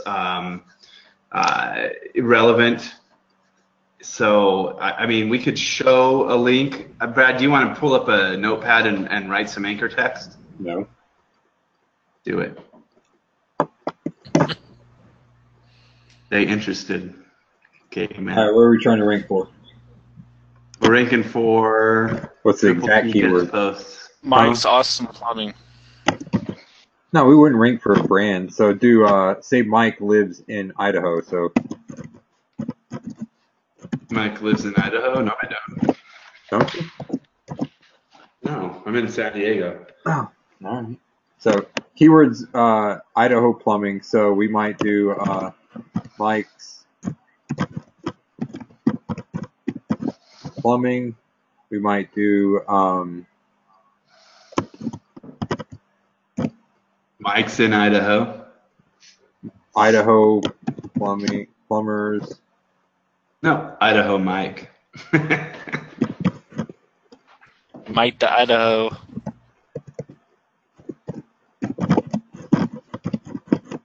Mike. We might do URL. What else you got, Mike? I used a lot of title. I love title match. So title. So the page you're targeting, something like title. Mike's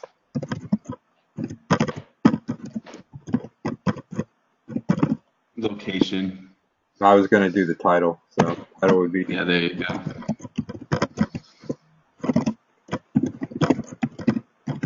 whatever his catchphrase is.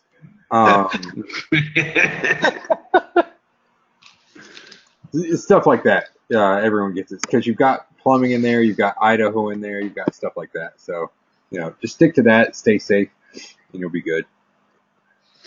Really, I just rotate them. Every link that I build is in new anchor text. I don't do more than one anchor on things. And you don't need a ton of anchor text. You don't need a ton of links. Your on page for your targets should be taking care of a lot of the relevance for you. So let's see. What was that? Okay, so with an overlay, does clicking an overlay link equal engagement to Google, or does it look like the user is just sitting on the home page and no engagement? You're overthinking it. I wouldn't even worry about it. But. Yeah, but realistically, they're going to be moving on to something and having their actual query fulfilled. So you're getting a positive signal. You're getting a positive UX signal with that. So I think his question though is the conversion tracking coming on the overlay, or does Google look at the index page? It depends what you set up. No, Google's going to see it as the fact that you left the index page to go to a new domain. Okay, I think if you're setting them to if you're setting them to another landing page to convert them or whatnot, then they're going to see that they came in, they did a search, they came to the page, they didn't pogo around your website, they went directly to another domain, and they never came back for that query because you're going to convert it because you were doing great CRO on your landing page. Cool. Or they're going to see it as they came to your page and they did conversion on that page right there. So they will see interaction on the iframe page as well, but you're not going to get the negative effect of a bounce back or pogoing on the domain that you're actually pulling the traffic with. And that's what a lot of people don't understand. Quality is not about how great it looks, it's about what the user ends up doing once they've hit your website, if that helps. Let's see, can you please, what's that say? Can you please upload this recording? I missed a lot. Yes, this will be on blog.serpspace.com, of course. Do we need to remove categories from being indexed? You can. Yeah, the category pages themselves, I think, might be what he's referring to. Yeah, that's what I'm thinking. Yeah, you can if you want. I don't know if it's doing it by default. I don't think it is. No, I don't think it is either. It's you're on the right track there. Done. But there are reasons to do that, and then there might be some reasons not to do it. So, kind of depending on your knowledge and situation. Yeah. Sweet. Thank you, Kenny. I need some gold and silver, by the way. Thank you. So when using a new domain, GMB to validate entity, SERP X and PowerPost to page linking money site, you just went all big. Yeah. And that's a deep question for people that are new. But yes, you're on the right page. Do you have past webinars posted somewhere on SerpSpace.com? Yes, we have them on the blog. Thanks, Brad. Appreciate it. Do you suggest we add a meta description to each post? No. Nope. That's it. Yeah. It's simple and it works the way it is. So just don't overcomplicate it. We don't do schema. We don't do, we don't mess with the meta, like anything. Like just, I literally, if we go back to that, like this is exactly what I do. Let's see. There was. Where'd it go? I lost my place. What time were we at? 7:30? What about external linking to citations? That's the next question. Yeah, you can do that. Yes. Do you guys ever go back to certain pages that are ranking and try to improve the content on those pages? I have in the past, actually, in certain markets. I don't do it typically. If you've got a solid ranking that you know of, you can definitely go back and optimize it for conversion. Thank you, Trey. I'm trying really hard. Doing his best. Yeah, that's the thing is, when you're building these out, I built several thousand pages. I don't have time to go back and use Core or Pop or something on them to get them optimized. I just want to let them simmer on there and get traffic and start linking out. I don't really have time to go back there and optimize the page. You optimize everything, dude. Always. You ever point the mini nets to keyword? Yeah, we already hit that. Yes, we do point them to any tier ones. They will help the tier one on any type of thing you build. But I bought 5 domains about 12 days ago. Haven't got them yet, though. Yeah, we can look into it or have Roman look into it. Yep, but that's 5 domains depending on the market. It's a hefty order. I know I've smashed them with 5 domains in a market that is not really easy to find. The other factor with that, yes, it does depend on the market itself. Some of them are a lot easier than others to find. I don't trust overlay plugins at all that aren't my overlay plugins.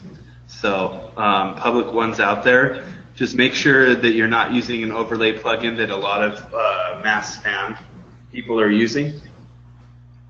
That's your main safety feature for plugins on overlays, is not being in the same crowd as the spammers.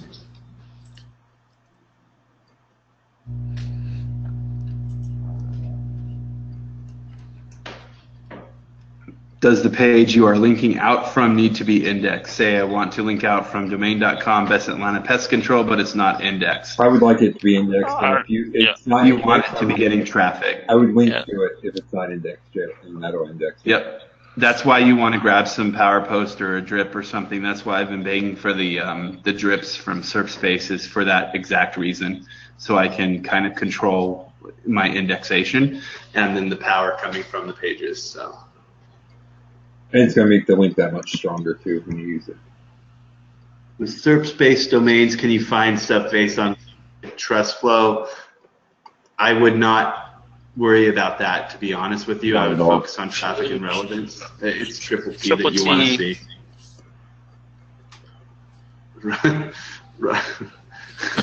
RR, I know who you were, but I'm not going to say what you just said, and I know you went and left, but that did not happen, so. That handsome stud is on the testimonial is good dude. Trey, go away. All right, let's see. Yeah, any more questions in there? Yeah, asking about. Everyone's getting a lot of.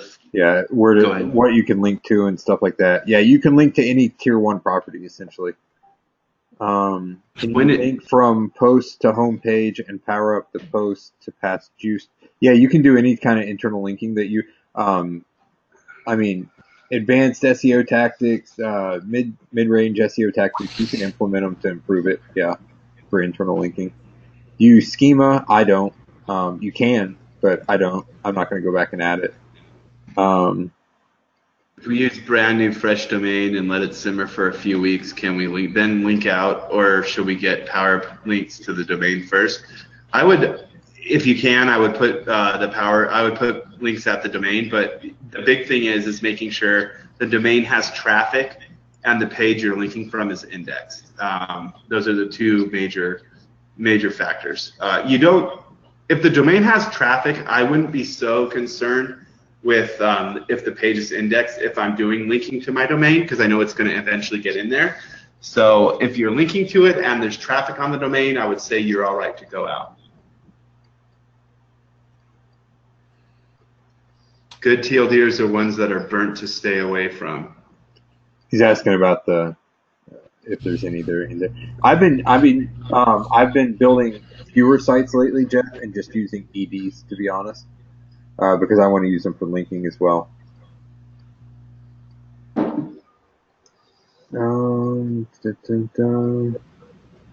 Chris, I posted the training link.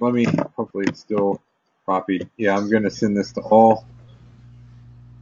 Did I hear it correctly? A money site gets one link per Mininet site. Yeah, I wouldn't link to the same money site more than once. And if you have a ton of Mininet sites, I wouldn't necessarily link from all of them either.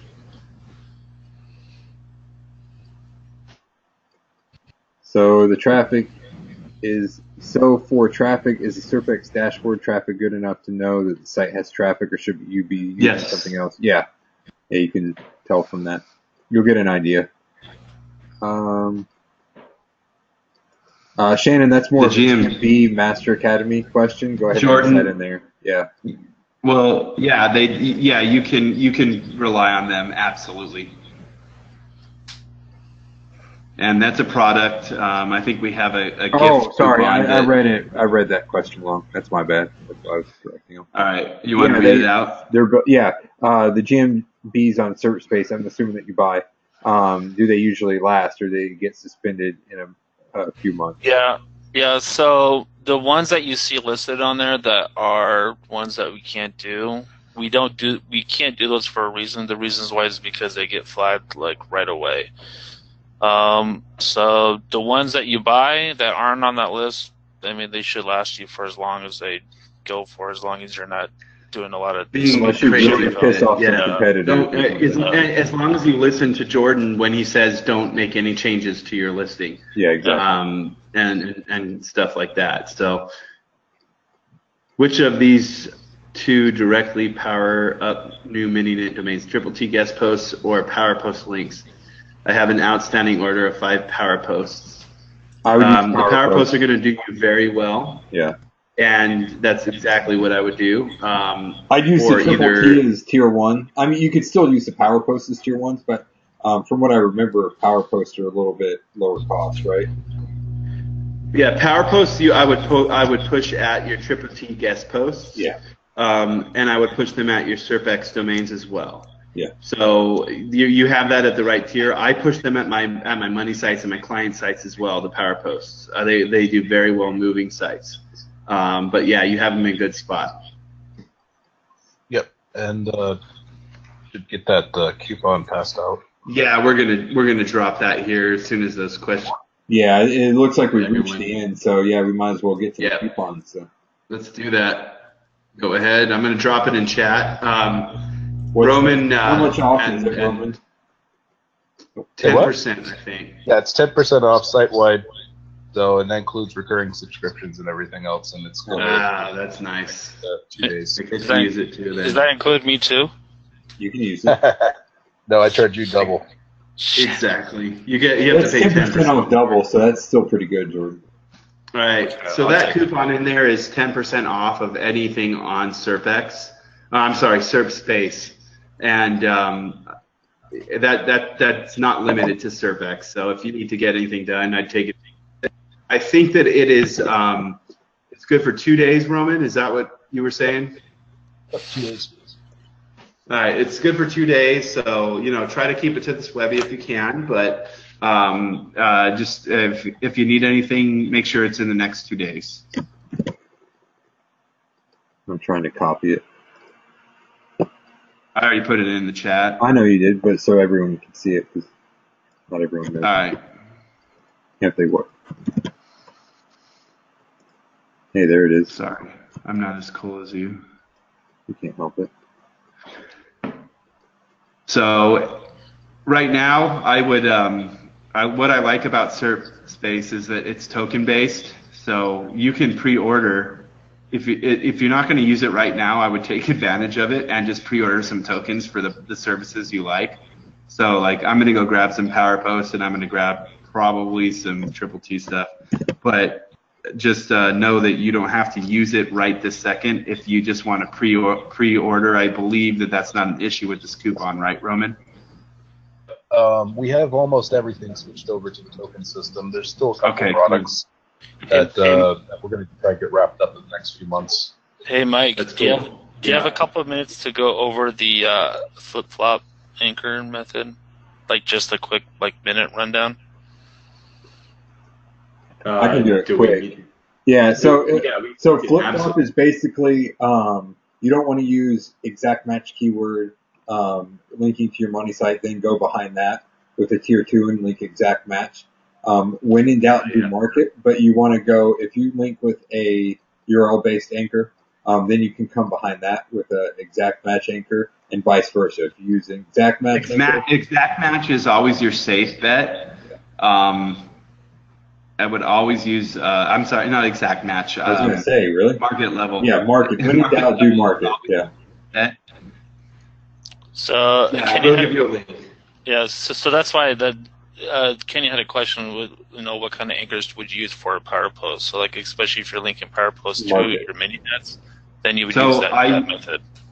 You're going to flip flop if it's going to a mini net based on what you're linking to, of course. So if you're linking from your SERP X site to your client site or whatever, with a keyword like red apples, then from your Power Post, you're probably going to come in with something either branded or market level to be seen. Or branded plus something phrase related. So I would stick to that, and you're just going to flip flop every level. You're going to use a different type of anchor so that you don't over optimize. It just allows you to very easily not over optimize your linking tiers, right? So, but for me, when I do my Power Posts, I'm always linking with like branded plus or branded or URL or title. So I typically start with title or URL, and then in month 2, I'll start to add in branded plus phrase or something like that. So it's usually my flow for new clientele. All right, awesome. I don't see any other other questions come in. So hopefully everyone get and copy down this coupon code if you need it. SERP X. So if you're not used to SerpSpace, the tokens, what it is the tokens are there so that you have the credit to actually use the product, and then you set that up once you need to use it. So you don't have to use it right away. And that's what I like about it is I wait for these coupons and load up, and then I use them when I need to use them. So make sure that when you're ready to, if you buy something on a token and you need to use it right now, set it up and configure it. Don't just let it sit so that your order gets placed. But if you don't need it right now, you can set it up in the future. I just bought 30 Power Posts with the 10%.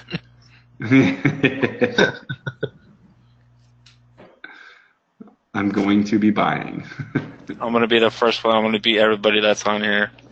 Shopping spree. Are there any more questions tonight? Anything related to tonight or anything related to anything else? Because we are here to answer questions and help as we can. Abundance is key, and everyone should be making more money than they need. So let's see. Do we have the link? I dropped that in there. URL anchor would be the URL of the money site. Yes, URL anchor is the URL of the page you're linking to or the home page. And you can vary that as well. So you could do it with a www in front of it. You can do it with HTTP www, or you could do it just with the domain.com. You can vary that as well. So or I always, yeah, exactly. Best place for newbies to start is training video. I'm thinking, yeah, the training video for SERP X, if that's what you're talking about, is where you'd want to start. Yeah, I would just thanks for the compliments, guys. Grab it and watch this webinar again, probably. To be completely honest.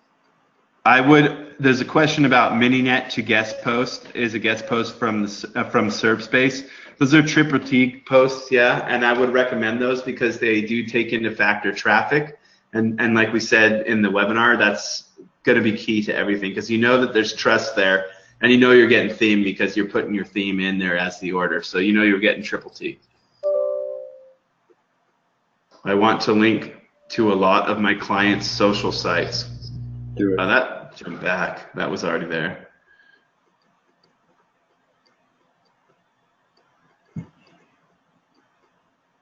So GP to MiniNet to GP to money site. I don't. You can if you're building a mini. That's too much money. Don't link a guest. Yeah, that's just. I wouldn't do that. I wouldn't. Post direct and link the exactly what Mike said earlier. Link the power post to the MiniNet that links to your site. Good job, Robert. Robert, that was good. Grabbing SERP X. I'm telling you, you're gonna frickin' be happy with yourself. Yeah, Carol, did you hear? We answered that one earlier. I would, if it's multiple like that, we would just put them in the external linking. If it's one, you can get away with using the sidebar. Just in case, Alvin, one thing that's important too, that the power posts are really mainly you want to use those for new domains. For MiniNets, you're going to be using MiniNets that are expired domains to a guest post. That's the only two that we do. Yeah, that makes sense.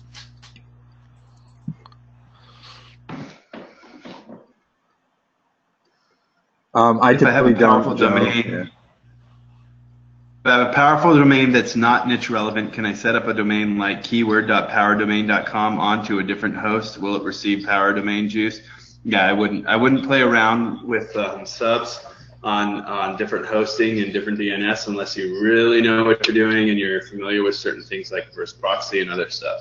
So I would stay away from it and keep it simple. Also, if it's that powerful, maybe it's broad enough that you can kind of come up with a loose base subject. You might be a Forbes. Yeah. Is it good, bad, or indifferent to use a MiniNet domain to link out to multiple different tier 1s on the same money site? Yeah, that's fine, Don. Yeah, like a Weebly, a WordPress, citation, whatever. Yeah, you can do that. Have you guys considered? That's like a product in SerpSpace called hybrid citations, essentially. It's similar. Ronald asked if have we considered creating an ebook for SERP X purchasers with the game plan for using a MiniNet? I would just rewatch this webinar, to be honest. Yeah, there's so many different ways to use it. Yeah. And Brad and I have considered a book, actually. Yeah, ebook, not necessarily just for SERP X. Not for SERP X, but for what we do with our campaigns. Yeah. Revenge of the NFG. Yeah. You've got it close. All right. I think we'll wrap that one up, ladies and gents. With everything that's being asked, just keep your eyes open. Basically, SerpSpace University is going to be opening up soon, is what I've just been told, which is going to be training that's going to cover things like SERP X. It's also going to cover basic SEO, intermediate, and advanced SEO. Broken up by white and gray and black hat tactics. So I would really pay attention to the emails that are coming out in the future here, because there's going to be a lot of freaking amazing training, is what it sounds like, coming out through them. And it's not paid training, it's free training. So yeah, absolutely. If any of you guys have been paying attention over the last few months, you'll notice there's a lot of traction going on with SerpSpace right now, and that's continuing on for the next while. So it's going to ramp up. Yeah, from what I can tell. Expand things out, and education is a big part of understanding what our products are and what they do. So as long as there's no test, I'm cool with it. Yeah. Homework. Jordan likes homework, so watch out. You might have homework. It is SerpSpace University, not just training. So be ready for some homework if it pops up. And all the thanks you guys gave us. Thank you for your time too, though. I mean, I know that you're spending your time that's valuable for you and your families, and we appreciate it. And we'll continue to build this community, and hopefully we'll all build a lot of revenue together as well. So, you want to be SerpSpace certified? Yeah. Yeah, me too. I'm